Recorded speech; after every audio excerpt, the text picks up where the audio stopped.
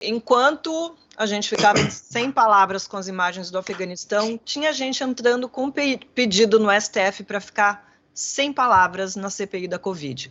Hoje, mais uma vez, vimos um depoente usar o benefício do habeas corpus para não responder às perguntas dos senadores. Professor Tangerino, a estratégia do Túlio Silveira, advogado da Precisa Medicamentos, não deu muito certo, porque o senador Renan Calheiros mudou a condição dele de testemunha para investigado ainda durante a sessão. Isso pode acontecer, essa coisa de trocar o pneu aí com o carro andando, o que muda com esse status? Pois é, quando o assunto é CPI, eu costumo dizer que tem uma burla de etiqueta, né? Porque quem é testemunha? Testemunha é quem sabe de um fato, né? E o investigado é aquele que é suspeito de um ato criminoso. Então ninguém está sendo chamado ali porque viu o almoço, o fatídico almoço, o jantar do Roberto Dias. Tá? São todas pessoas que são suspeitas de alguma forma de ter participado de um esquema, né? Agora, justamente porque a CPI sabe que se eles constarem formalmente, desde logo como investigados, eles têm o direito ao silêncio, eles ficam jogando com o rótulo, né? Então, é possível, Marilise, que durante o ato se mude a etiqueta? Num inquérito policial, sim, né? Você é chamada como testemunha e aí você dá uma resposta esquisita, a segunda resposta esquisita, o delegado falou, peraí. Então, você tinha uma participação maior, tá, aí, pelas próprias respostas, a hipótese inicial muda e você vira uma investigada, né? No caso da CPI, eles já são investigados desde o minuto 1, né? Então, é uma situação desconfortável, né? Porque, de um lado, nós gostaríamos de ouvir as respostas, né? Mas, de outro, não é verdade que sejam convidados, a esmagadora maioria ali, como efetivamente testemunha, né? Bom, quem também mudou de condição na CPI foi o líder do governo, Ricardo Barros, que também virou investigado essa semana. Ju, o governo já achava que a tempestade tinha passado com o Ricardo Barros ou sabia que esse movimento por parte da CPI estava vindo? Quero já emendar outras perguntas para você aqui. O que acontece agora? O Ricardo Barros depõe de novo?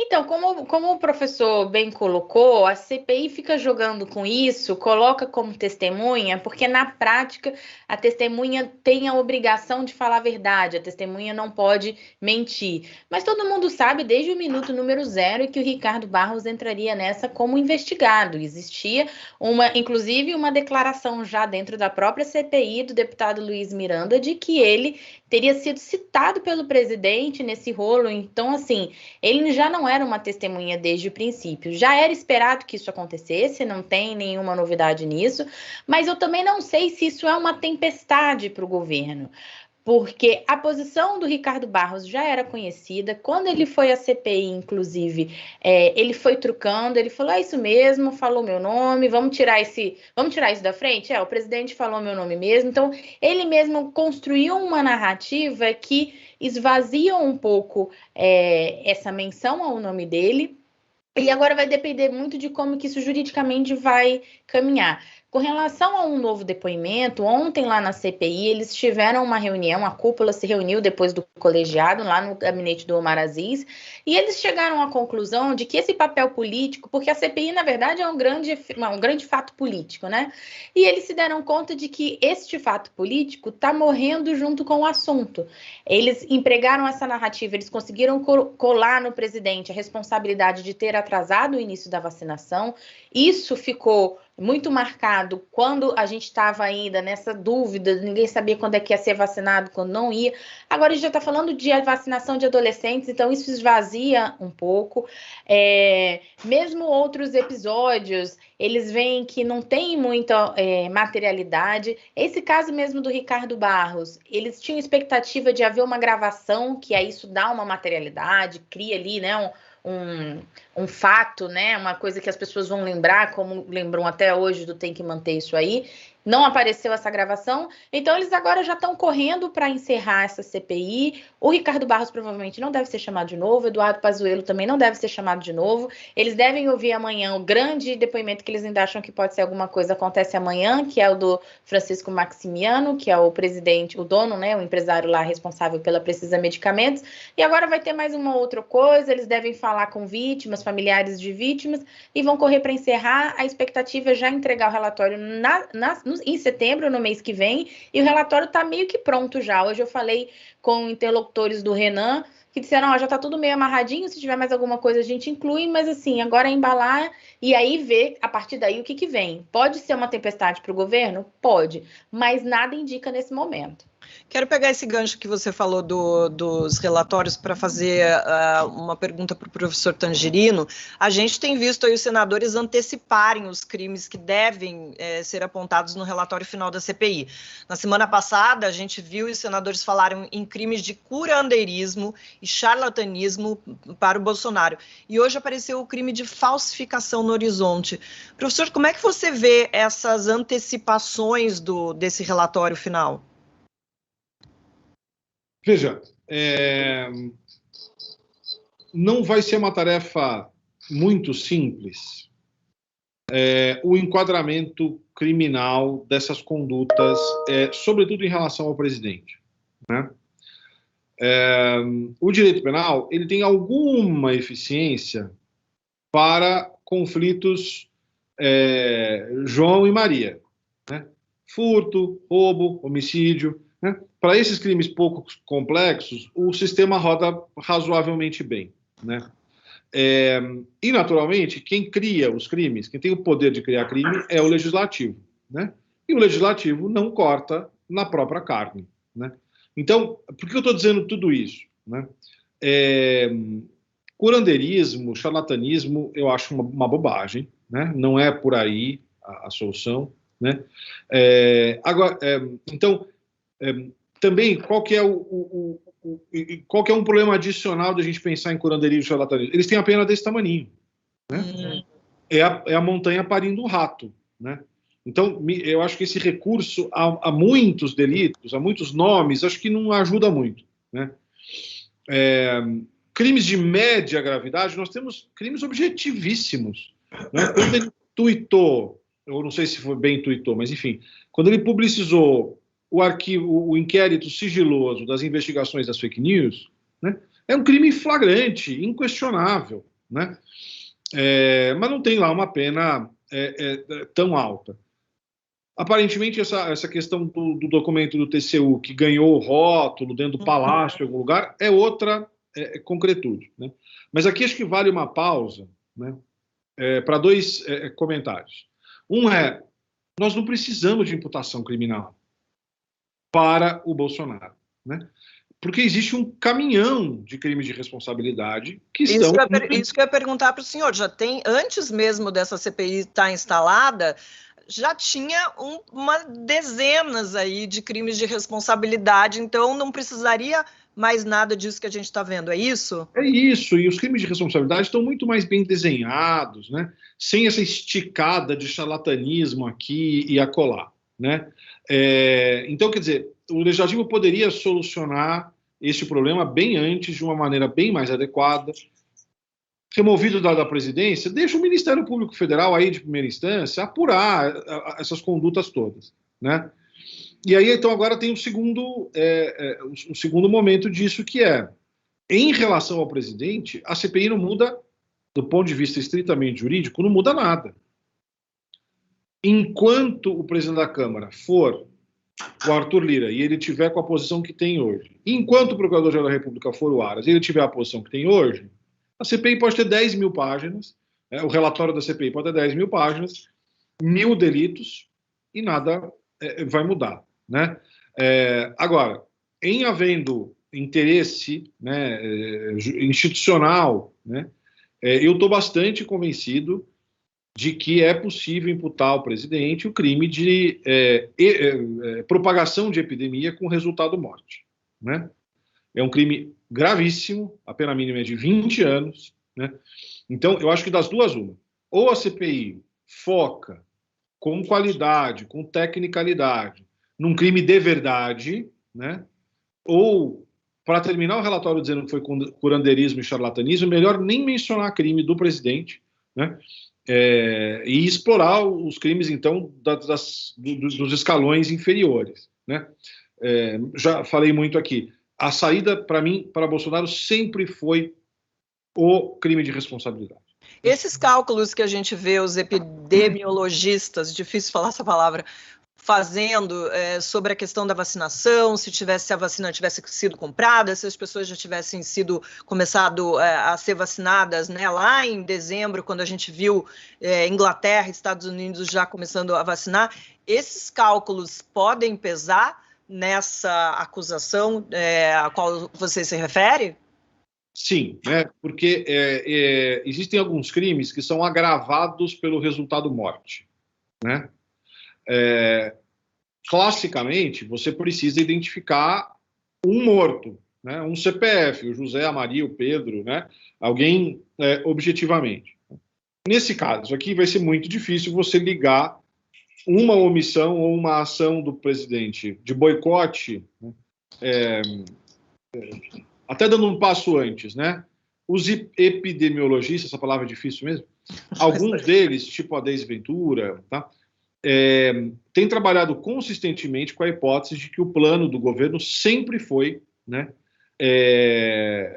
de novo a burla de etiqueta, usando o nome imunidade de rebanho, que é um conceito epidemiológico, mas que se alcança por meio de vacina, né? Então, o que seria a imunidade de rebanho nessa hipótese desses pesquisadores? Quem pegar, todo mundo pega, quem tiver que morrer, morre. Afinal, não sou coveiro e tal, né? Então, essa decisão de governo, de Estado, né, traduzida para o mundo penal, pode ser caracterizado como crime de transmissão de epidemia, né? De propagação de epidemia, melhor dizendo. Né? Bom, e o resultado morte? Né? Aí entra estudos do tipo do Pedro Halal dizendo, olha, deixa eu te mostrar, eu não sei dizer qual é o CPF que morreu, mas eu sei dizer que 100 mil, 200 mil não teriam morrido. Né? E me parece que tem espaço jurídico suficiente para dizer, olha, não precisa ser 100 mil, não precisa ser 10 mil. Né? Basta nós acreditarmos no limite da certeza que um morreu. Professor, e as famílias desses mortos? Elas podem responsabilizar criminalmente o presidente por isso? Não. Criminalmente é o Ministério Público, ponto. Né? Não tem um outro...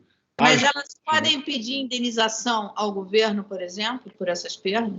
Podem, eu acho que as chances não são muito altas, né? E que isso se consiga no varejo individualmente, porque em termos de prova não é tão simples, Mara, porque pessoas vão morrer, mesmo vacinadas. Sim. Aí você provar que o seu parente, né, morreu porque demorou a vacina, é uma prova meio difícil, porque ele poderia ter morrido mesmo duplamente vacinado. Então, no campo da prova, a coisa pode ficar complicada. Mas eu posso provar, por exemplo, que o meu parente não usou máscara e aglomerou porque seguiu a orientação do presidente? De novo, pode, não é simples, porque ao lado da responsabilidade do presidente, o judiciário provavelmente vai dizer, escuta, mas você teve uma participação ativa, diferente da vacina. A vacina você não consegue fazer em casa, né? A vacina você depende do Estado, ponto. Né? Agora, isolamento, máscara, juridicamente falando, não é difícil o juiz falar, olha, você aderiu, você voluntária, autonomamente, né, acreditou, né, e se colocou em risco. Né? Então, eu acho que a ação no varejo de indenização é difícil. É mais fácil, né? Pelo que os colegas comentam, aquele que está esperando agora transplante hepático, que tomou ivermectina, 5 ivermectinas todo dia por 6 meses. Né? Aí, nesse caso, o dano é da ivermectina. E aí você consegue fazer um nexo de causalidade um pouco mais forte. Posso fazer uma perguntinha também, rapidinho? Sim, Ju, ia te chamar. Professor Tangerina, eu queria entender o seguinte, o senhor falou que é muito claro que houve um crime de vazamento de informação sigilosa quando há a publicização daquele inquérito que trata de um ataque lá ao sistema do TSE. Nesse caso especificamente, o TSE já pediu a abertura de um inquérito ao Supremo e isso já está correndo lá no STF. A minha pergunta é o seguinte, tendo nesse caso já um inquérito aberto, é possível que o Ministério Público também se omita disso, já que na avaliação do senhor é um crime assim tão contundente, tão claramente cometido? O Ministério Público ainda assim pode impedir que o presidente seja punido por isso, caso seja da vontade do Aras? Então, vamos lá, se eu entendi bem sua pergunta, é se ele pode ser denunciado por isso, é isso? Ou se o Aras pode simplesmente não denunciar, porque já tem um inquérito aberto, o Ministério Público já está participando, e ainda assim ele pode entender que não houve crime, não denunciar, e aí o Supremo não tem o que recorrer, não tem o que fazer. Tá, isso. Vamos dividir então, esse problema em dois. Né? O que quer dizer investigar? Faz uma apuração preliminar, vai tocando, pede prazo, houve uma pessoa a cada 3 meses, vai cozinhando. Né? Essa é uma alternativa possível, né? E formalmente ele vai dizer, não, está investigando, tem inquérito, está acontecendo, tá, né? Aí nós chegamos a um problema de desenho, né? Que e o Supremo não pode fazer nada? Né? Não. Ou ele teria que inovar, né? Como é que funciona no Código de Processo Penal para um crime que qualquer um de nós cometa, né?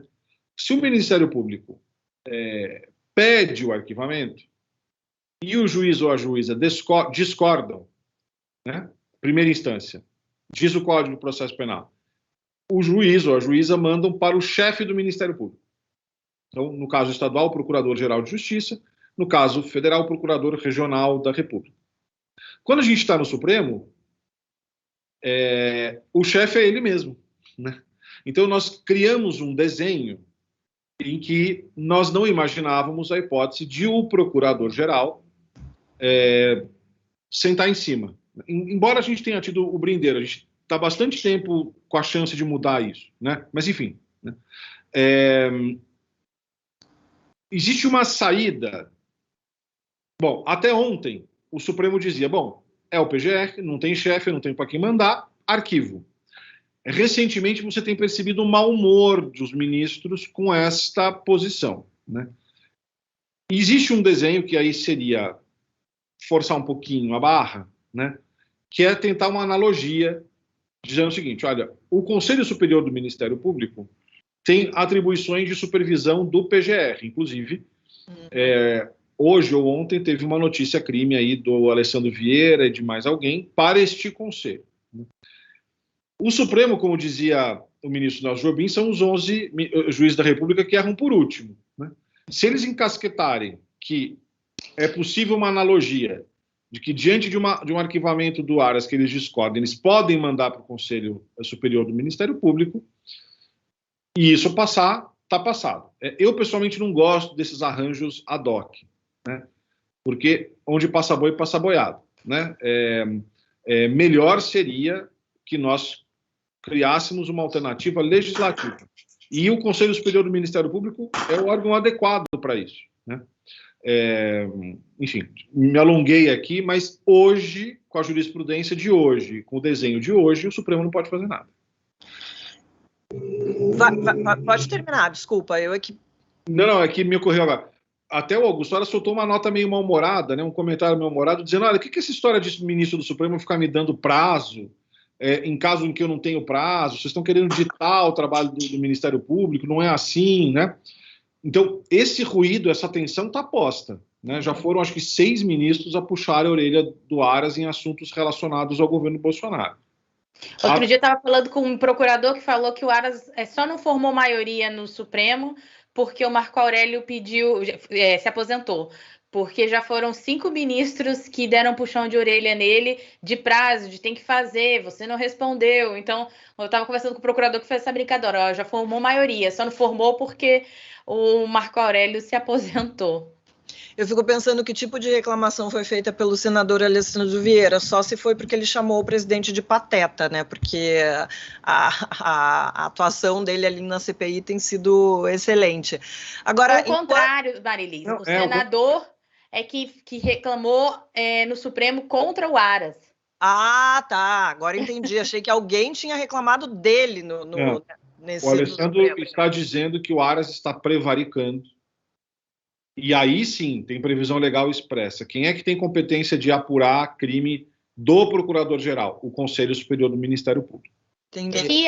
Que é em grande maioria oposição ao Aras, né?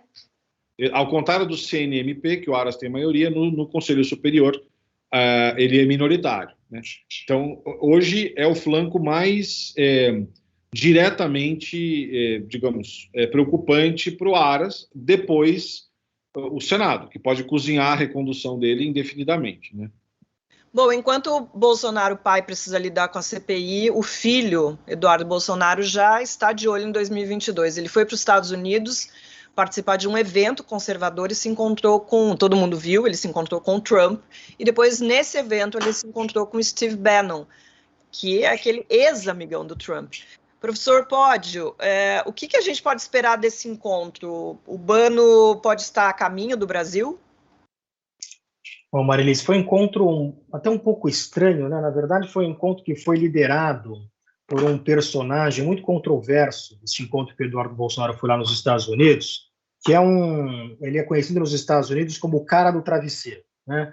Ele é alguém que tem uma empresa famosa de travesseiros, ficou muito rico, é uma espécie, digamos, de Luciano Hang americano, né?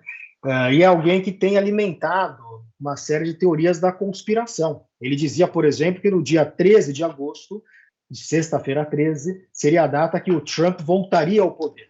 Imagine você, né? Que finalmente agora a verdade seria revelada e o Trump voltaria ao poder. Eu não sei, estamos no dia 18 de agosto, eu não sei se ele atualizou essa data mais para frente, né? Mas ele vem de fato alimentando e vem ganhando dinheiro com isso, inclusive, né? Isso para dizer que o Eduardo Bolsonaro participar de um encontro deste naipe, em que basicamente foi um encontro para dizer que assim como houve fraude nas eleições americanas, entre parênteses, não houve, haverá fraudes nas eleições brasileiras, entre parênteses, não haverá, né?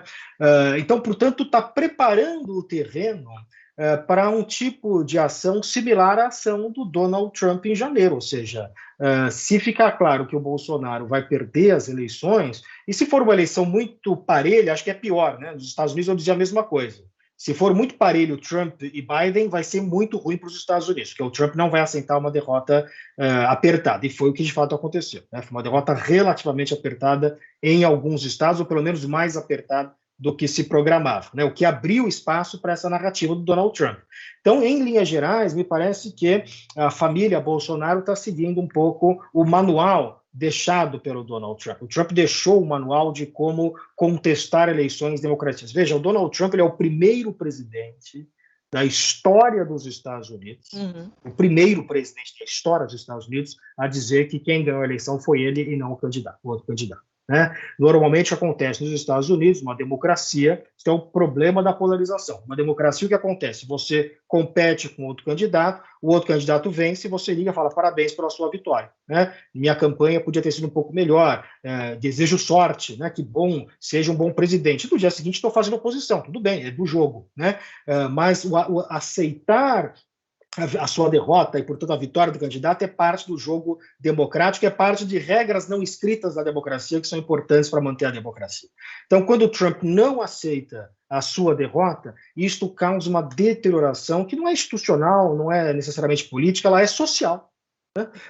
Porque ele convence uma parcela importante do eleitorado, de seus apoiadores, de que a democracia americana é uma fraude. Ora, se quem está presidente é o cara que perdeu, logo não é uma democracia, é uma grande fraude, uma grande conspiração armada para prejudicar o coitado do Donald Trump, né? Me parece que no Brasil nós estamos construindo, ou pelo menos o governo Bolsonaro, a situação Bolsonaro, está tentando construir um discurso semelhante. E essa ida neste encontro é parte disso, e a presença de Stephen Bannon, se estiver presente de fato na campanha do Bolsonaro, é praticamente certo que vai utilizar exatamente os mesmos recursos. Pois é, você acabou de falar sobre a...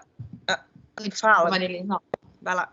Não, eu só ia complementar o professor falar que, na verdade, esse discurso, o presidente já está usando esse discurso desde o momento e paradoxalmente, desde o momento que foi eleito. Quer dizer, na verdade, porque ele contesta uma eleição que ele foi eleito, e ele está colocando em dúvida a instituição democrática numa eleição que ele foi eleito. O Trump também contestava que ele ganhou, né? Vamos lembrar disso. O Trump dizia, eu tive muito mais votos que a Hillary Clinton. O Trump já vem contestando também há muito tempo. Veja, esse tipo de discurso é um discurso que não é de uma hora para outra. Né? Não adianta você dizer uma semana antes que vai ser fraudado. Você precisa ir preparando, você precisa ir convencendo as pessoas, você precisa ir criando uma massa de pessoas que vão na Paulista protestar, dizer que vai ser fraudado. Então, isso é um processo. Né? Esse processo, lenta e gradualmente, vai corroendo as bases sociais da democracia, digamos assim. Porque as pessoas passam a não acreditar na democracia mais, as pessoas passam a ver um ao outro não mais como adversário, mas como inimigo. Isso é um processo crescente de polarização, e quando você vê o outro como inimigo, você não admite que o outro vença as eleições. E aí você cria um círculo vicioso que acaba afetando a própria democracia. O Clube do Livro do My News está diferente. Descontos, bate-papo com os autores e agora um encontro mensal com os leitores. Seja membro do My News, vem pro clube!